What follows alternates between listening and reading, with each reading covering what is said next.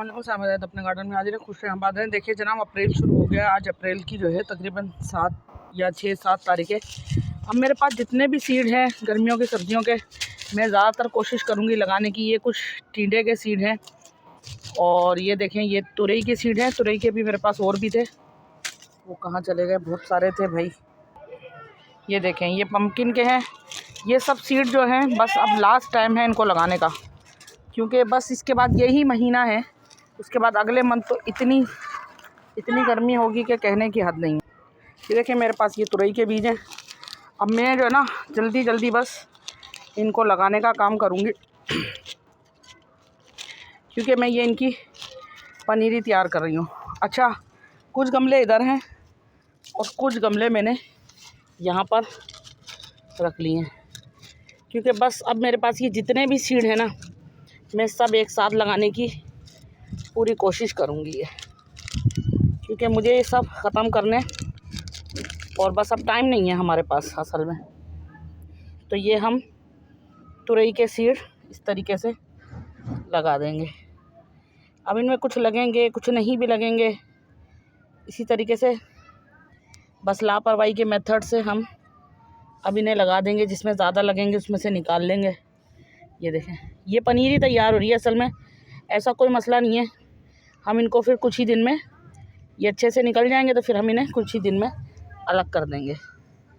इसी तरह मेरे पास जितने भी करेले के सीड हैं, अच्छा करेले के सीड तो हम बहुत अच्छे से लगा सकते हैं, लेकिन मेरे पास अभी जितने भी होंगे मैं तकरीबन सब लगाने की ही कोशिश करूँगी, क्योंकि फिर मेरे पास बार बार एक तो टाइम भी नहीं होता और ऊपर से बस जल्दी मैंने ये लगा देने कि किसी तरीके से ये लग जाएं और ये निकलें, ताकि फिर मैं इनको 10-12 दिन के अंदर ये दूसरी चीज़ में लगाने के काबिल हो जाते हैं। अच्छा, अभी मैं इनको ओपन ही रहने दूंगी। ये देखें अब ये हम इस तरह तुरई के मैंने सारे जितने भी सीड थे, कोई 40-42, ये सब मेरे घर के बनाए हुए सीड हैं। बाज़ार के तो थोड़े थे मेरे पास, लेकिन ये ज़्यादातर मेरे पास घर के बनाए हुए सीड हैं और ये मैं सब लगा रही हूँ। अच्छा, अब मैं क्या करूँगी, सबसे पहले करेले, पम्पकिन और ये ब्लू बटरफ्लाई, वैसे ये खीरे के हैं और ककड़ी के, ये भी मेरे पास थोड़े सीड हैं। ये देखें ये इनमें एक करके ये इसमें, और ब्लू बटरफ्लाई के भी जो है हम एक में, ये मैंने बहुत सारे गमले जो है इसी तरह मिट्टी से भर लिए हैं। ये मैं आपको सबको रख के फिर दिखाती हूँ। ये देखेंगे थोड़े से ककड़ी के हैं कि पता नहीं खीरे के हैं, बहरहाल ऐसे ही हैं। बड़ा मज़ा आता है ऐसे बिना देखे लगा दें सीड। और ये ब्लू बटरफ्लाई के हैं, ये देखें इस टाइप के, ये तुरी के हैं, ये खीरे के, ककड़ी, खीरा या ककड़ी है, ये पम्पकिन के हैं। और ये देखें अभी करेले के काफ़ी बाकी हैं। अभी मैं और भी कोई गमला देख के ये करेले के सीड इसमें से लेकर दूसरे में लगाऊंगी। बड़ा मज़ा आता है ऐसे बिना देखे लगा दें, कुछ पता ही नहीं होता कि कौन से कब के हैं सीड। ये देखें अब ये मैंने एक थोड़ी नरम सी मिट्टी तैयार की है, ये मैं इनके ऊपर से डालती जाऊँगी। ये देखें ताकि ये इनमें से निकलें तो आसानी से निकल सके। ये देखिए आज मुझे रात हो गई है काम करते करते।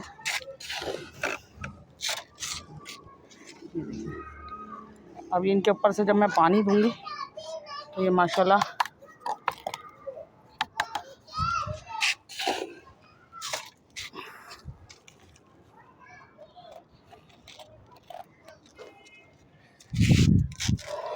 ये देखिए।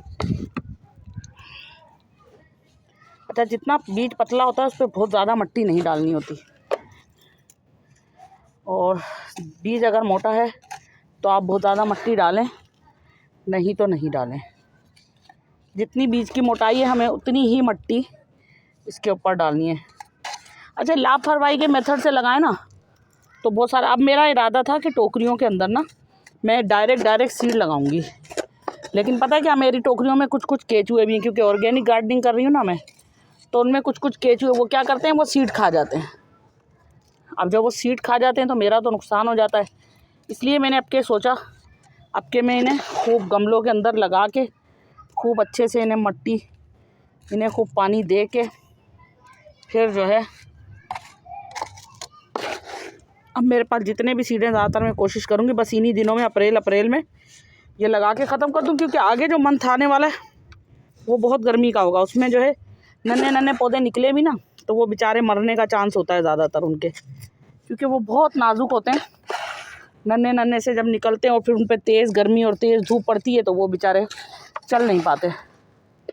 इसलिए अब के मैंने अभी ये लगा देने थे, बस रमज़ान में मैं लगा नहीं पाई, और अभी भी जो है बस इंशाल्लाह ये अब काफ़ी अच्छे से लग जाएंगे। अभी मुझे एक आध गमला और भरना पड़ेगा क्योंकि ये सीड इसमें ज़्यादा है। हालांकि ये मैं पनीर ही तैयार कर रही हूँ, अगर इसमें सीड ज़्यादा भी हो तो कोई हर्ज नहीं है, ये मैं अलग कर लूँगी। ये देखिए मैंने इसमें करा। अब इनको मुझे अच्छे से पानी देके इनको सबको ठिकाने पे रखना है।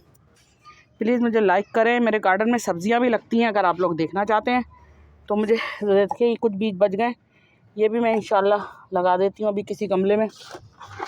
अभी एक ये भी रह गया। ये देखिए ये मिट्टी बिल्कुल पाउडर जैसी है, ऐसा कुछ नहीं है। मिट्टी मैंने भालू मिट्टी यूज़ करती हूँ जब मैं सीड लगाती हूँ, कोई और मिट्टी यूज़ नहीं करती हूँ। वैसे हम यहाँ भी छप्पर करके साइड में भी यहाँ भी रख सकते हैं, ऐसा कुछ नहीं है।